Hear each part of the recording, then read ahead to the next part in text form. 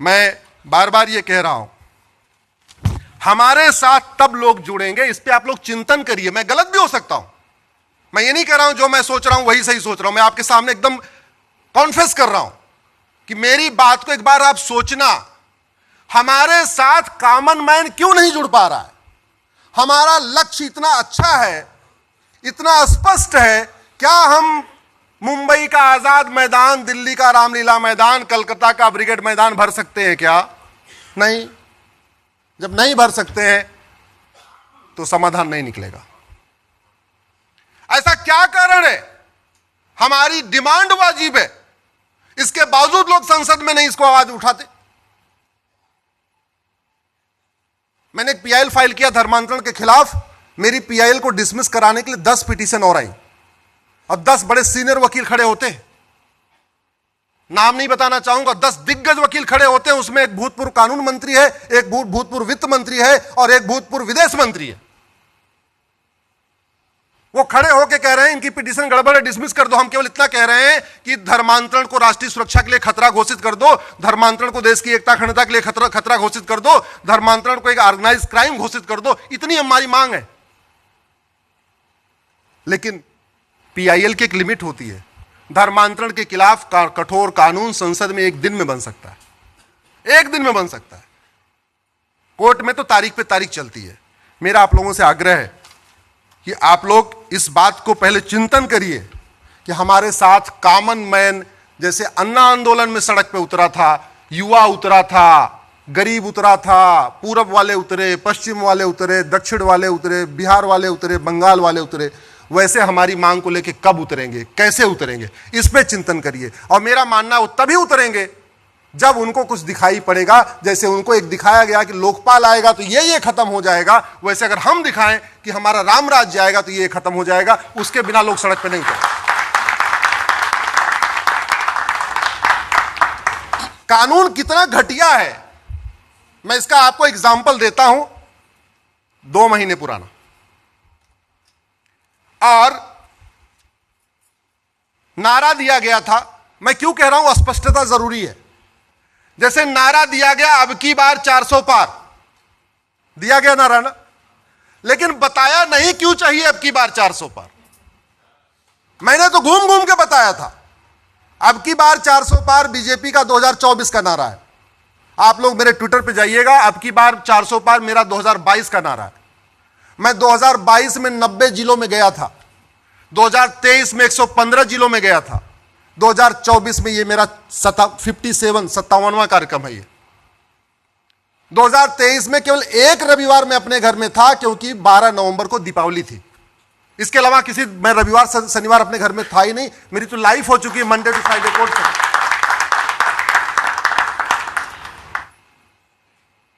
हमारी पीआईएल पे लोग करोड़ों कमा चुके हैं, क्योंकि हमारी पीआईएल का विरोध करने वाले बड़े दिग्गज वकील आते हैं, 20-20 लाख वो फीस लेते हैं और करोड़ों रुपए कमा चुके हैं।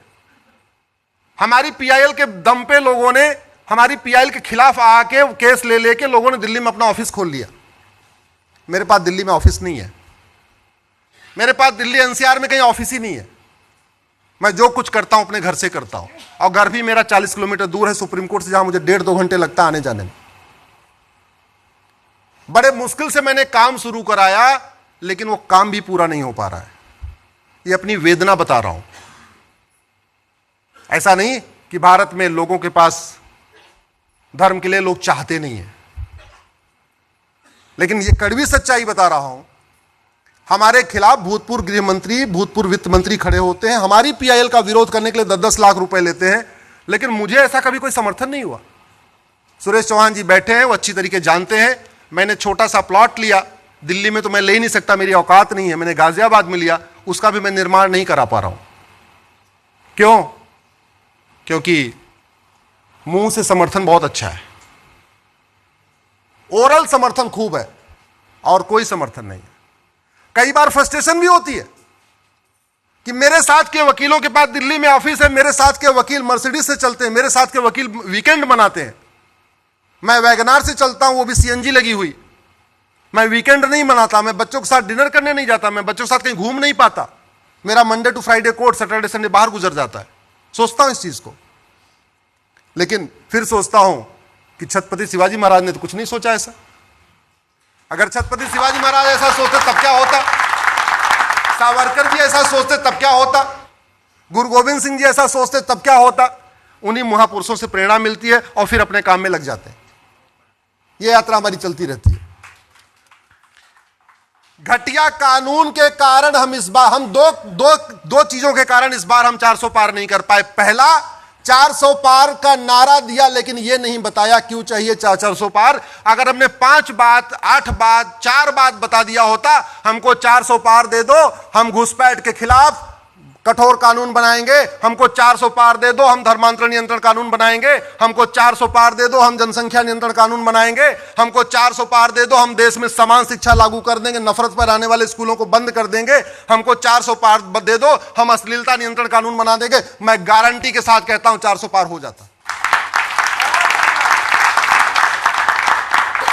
इसी 400 पार से हमें यह सबक लेना चाहिए। हम केवल कहेंगे हिंदू राष्ट्र बनाएंगे, हिंदू राष्ट्र बनाएंगे, राम राज्य लाएंगे, हमें समर्थन नहीं मिलेगा जब तक हम यह नहीं बताएंगे हिंदू राष्ट्र से यह खत्म होगा, घूसखोरी खत्म होगी, जमाखोरी खत्म होगी, मिलावटखोरी खत्म होगी, घुसपैठ खत्म होगा। हम जब तक उसके कारण नहीं बताएंगे तब तक हमें वो समर्थन नहीं मिलेगा। नारा भी आपने देख लिया एग्जाम्पल। और कानून कितना घटिया है। दूसरा हमारा जो इस बार 400 पार न होने का कारण कैसा था वो आपको बताता हूं, और उसका भी मूल कारण घटिया कानून है। गृह मंत्री अमित शाह जी का फर्जी वीडियो वायरल कर दिया गया कि हम आरक्षण खत्म कर देंगे। अरुण गोविल जी का वीडियो वायरल हुआ कि हम दलितों के यहां खाना नहीं खाएंगे। बीजेपी नेताओं का फर्जी वीडियो वायरल हुआ जिसमें SC ST को पीट रहे हैं। प्रधानमंत्री मोदी जी का एक फर्जी वीडियो वायरल हुआ जिसमें कह रहे हैं मनुस्मृति लागू कर देंगे। किरोड़ी लाल मीणा जी का एक वीडियो वायरल हुआ जिसमें कह रहे हैं आरक्षण खत्म कर देंगे। आचार्य प्रमोद कृष्णम जी का हुआ कि अब की बार 400 पार हो जाएगा, भारत में मनुस्मृति लागू हो जाएगी। एक फर्जी वीडियो योगी जी का वायरल हुआ कि अब की बार 400 पार हो जाएगा, SC ST का आरक्षण खत्म हो जाएगा प्रमोशन का। एक प्रधानमंत्री मोदी जी का आरक्षण विरोधी फर्जी वीडियो वायरल हुआ। एक फर्जी वीडियो वायरल हुआ कि अखिलेश यादव मंदिर में जा रहे हैं तो उस मंदिर को धोया जा रहा है। एक भागवत जी का फर्जी आरक्षण विरोधी वीडियो वायरल हुआ। इसके अलावा एक मोदी जी का फर्जी वीडियो वायरल हुआ जिसमें वो मराठा समुदाय को लुटेरा कह रहे हैं। एक फर्जी वीडियो वायरल हुआ योगी जी अमित शाह जी का जिसमें वो ठाकुरों को गाली दे रहे हैं। एक योगी जी का फर्जी वीडियो वायरल हुआ जिसमें वो ब्राह्मणों को गाली दे रहे हैं। एक फर्जी वीडियो वायरल हुआ कि दलितों ने वोट नहीं दिया, फर्स्ट फेज में उनकी पिटाई हो रही है। एक प्रधानमंत्री जी का फर्जी वीडियो वायरल हुआ जिसमें वो सिखों का अपमान कर रहे हैं। एक फर्जी वीडियो वायरल हुआ विश्व हिंदू परिषद का कि नहीं, राष्ट्रपति द्रौपदी मुर्मू जी को नहीं बुलाना है क्योंकि वो दलित हैं। एक फर्जी वीडियो अमित शाह जी का फर्जी वीडियो वायरल हुआ जिसमें वो कह रहे हैं कि जो मोदी जी की गारंटी है, गारंटी नहीं है, जुमला है। एक और फर्जी वीडियो वायरल हुआ, वो उसमें आधा सही आधा गलत था, जिसमें नड्डा जी कह रहे हैं हमको RSS की जरूरत ही नहीं है। एक प्रधानमंत्री जी का फर्जी वीडियो कर्नाटक में वायरल हुआ जिसमें कह रहे हैं कर्नाटक के लोग पापी होते हैं। एक फर्जी और वीडियो वायरल हुआ जिसमें प्रधानमंत्री जी योगी जी को धक्का देके काशी विश्वनाथ मंदिर में पीछे कर रहे हैं। एक और ऐसे अनेक फर्जी वीडियो वायरल हुए। और ये फर्जी वीडियो हमारा आपका आम आदमी का नहीं, आम जनता का नहीं है, सांसदों का फर्जी वीडियो है, गृह मंत्री अमित शाह जी का फर्जी वीडियो है, प्रधानमंत्री मोदी जी का फर्जी वीडियो है। और मैं गारंटी के साथ कहता हूं ये जितने फर्जी वीडियो वायरल हुए इनको कुछ नहीं होगा। ये फर्जी वीडियो इसलिए वायरल हुए क्योंकि हमारे पास साइबर क्राइम के खिलाफ कठोर कानून नहीं है। और हार का मूल कारण इसका मतलब फर्जी वीडियो है, और फर्जी वीडियो का मूल कारण है घटिया कानून। तो हार का मूल कारण क्या हो गया?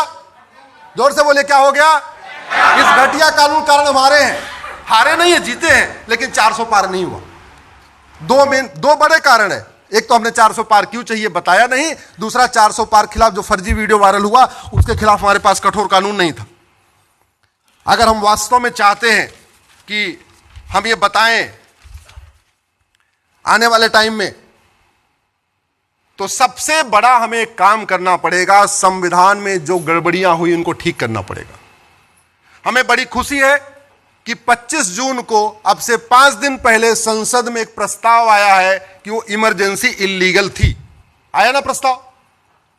लेकिन उस प्रस्ताव से जमीन पे कोई बदलाव नहीं आएगा। वो प्रस्ताव का प्रस्ताव है। जमीन पे तब बदलाव आएगा जब एक और प्रस्ताव आए कि उस इमरजेंसी के दौरान जितने संविधान में संशोधन हुए और जितने कानून बनाए गए वो सारे बेकार हैं, वो सारे खत्म हो जाएंगे। तब बदलाव आएगा। केवल इमरजेंसी को काला दिन, काला इतिहास बताने से कोई बदलाव नहीं आने वाला। वो केवल एक एकेडमिक डिबेट रहेगी। बदलाव तब आएगा जब इमरजेंसी के दौरान जो गड़बड़ी की गई संविधान में, संविधान का बेसिक स्ट्रक्चर बदला गया, उसको ठीक किया जाएगा।